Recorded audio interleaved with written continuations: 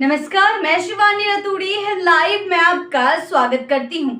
E voting की ये पहल बिहार जैसे बड़े बड़े और सामाजिक रूप से विविध राज्य में चुनावी समावेशिता का प्रतीक बन सकती है। राज्य निर्वाचन आयोग की योजना न केवल मतदान को डिजिटल बनाने की है, बल्कि इससे जुड़ी मानसिक और सामाजिक बाधाओं को भी तोड़ने की है।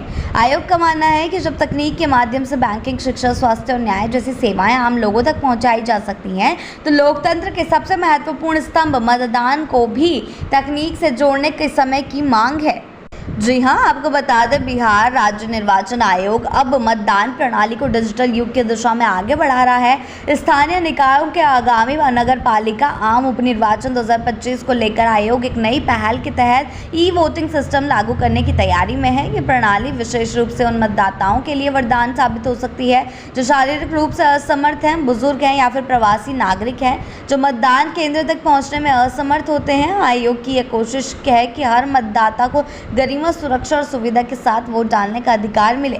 अब घर बैठे राज्य निर्वाचन आयुक्त दीपक प्रसाद ने जानकारी दे दी है इस बारे में। जी हां, उन्होंने बताया है कि इस तकनीक का विशेष प्रयोग सिर्फ उस श्रेणी के लिए किया जाएगा, विशेष श्रेणियों के लिए किया जाएगा जो मतदाताओं के लिए ही होगा।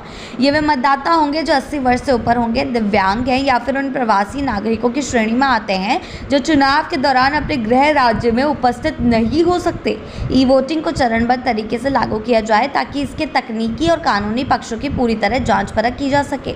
इस प्रणाली को सुरक्षित बनाने के लिए बहुस्तरीय वेरिफिकेशन की व्यवस्था की गई है। एक और जहाँ मतदाता की पहचान डिजिटल तरीके से की जाएगी, वहीं दूसरी ओर सिस्टम में एन्क्रिप्शन तकनीक के जरिए यह सुनिश्चित किया जाएगा कि मतदाता का डाला गया वोट पूरी गोपनीयता के साथ दर्ज हो। मतदाता का वोट सिस्टम में रियल टाइम में दर्ज होगा, लेकिन उसका विवरण कहीं भी सार्वजनिक नहीं होगा, जिससे चुनाव की पारदर्शिता और गोपनीयता बनी रहेगी, दोनों ही।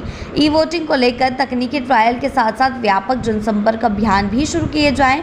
आयोग द्वारा पंचायत स्तर पर कार्यशालाएं, ऑनलाइन प्रशिक्षण और साक्षरता अभियान चलाए जाएंगे ताकि मतदाता तकनीक से परिचित हो सकें। साथ ही डेमो सत्रों के माध्यम से मतदाताओं को यह बताया जाएगा कि वे रजिस्ट्रेशन कैसे करें, फोटो अपलोड कैसे करें और वोटिंग प्रक्रिया को सही तरीके से कैसे पूरा करें।